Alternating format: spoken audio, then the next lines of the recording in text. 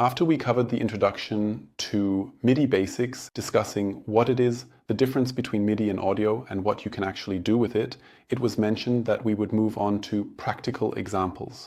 But before we actually dive into practical examples, today I want to give you a rough explanation of what you can actually do with all the things we saw last time. I've already shown a few things here and there, but today I want to specifically focus on examples of what you can actually do with it in the studio or as a live musician. I'm more of a live musician than a studio musician.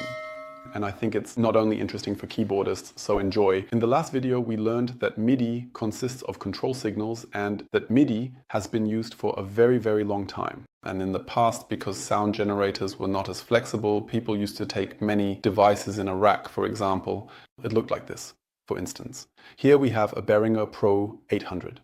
Back then, there were also small boxes, like these. Here, you see, for example, to a Roland 1550. There was also the Korg Triton available as a rack, or the Yamaha MODX in different variants. And there were very, very many of them. These could then be controlled with a master keyboard, like the Roland A800 at the time, or with any other keyboard workstation that has MIDI out. This means I could expand my sound palette with it and then carried around huge, heavy racks. And with that, you can then switch programs, control the tones, really play melodies, everything you would do on a normal keyboard, or switch programs. This is, for example, very interesting for keyboardists. But what you can also do with it is, as a guitarist, you can switch effect pedals with it. If you have, for example, a multifunction device or a pedal like the Behringer FCB 1010, for instance, if the effect device is MIDI capable, then I can switch my effects with it and don't have to, for example, if I have multiple effects, not operate each effect device individually. So you can create chains or do it really cool. In the band, you could also have a control device like a sequencer, for example,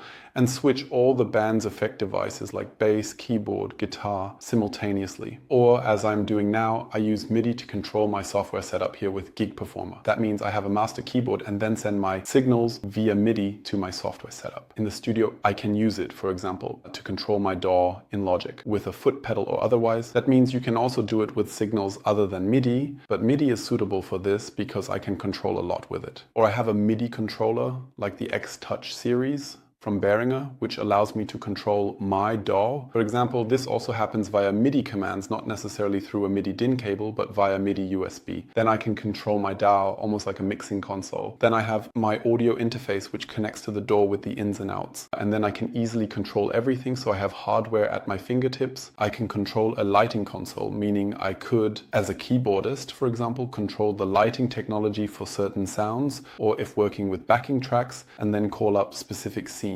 Speaking of scenes, in a digital console, I can also switch scenes, meaning I can per song. If we have different settings, do that in the digital console. Also, change it with MIDI. So with MIDI, you can do a lot of things live and in the studio, which is also really cool for recordings. One might say that this is cheating, but for a CD recording, for example, I can play MIDI tracks with my keyboard, and if I make a mistake, I can simply correct it and then send it all back to the keyboard and record the sound. This means I don't have to record something 25 times because I might be nervous, having a bad day, didn't sleep well, or the child was crying, or anything else. So MIDI is very, very versatile. With a small MIDI keyboard, for example, I can connect it to one of my workstations. Then I have a keyboard extension, or I can use it to control my Behringer Pro 800, for instance. I can also control my audio interface via MIDI. This means I could use my software Gig Performer, for example, as an intermediary to control the faders on the Roland Fantom. Control the audio interface, mute channels, adjust the volume up and down, and do a lot of different things. If you use MIDI, I would be happy if you write in the comments how you use it. Then I would like to provide a practical example next time, and start with program changes and the controller value CC, and see what you can really do with them in practice.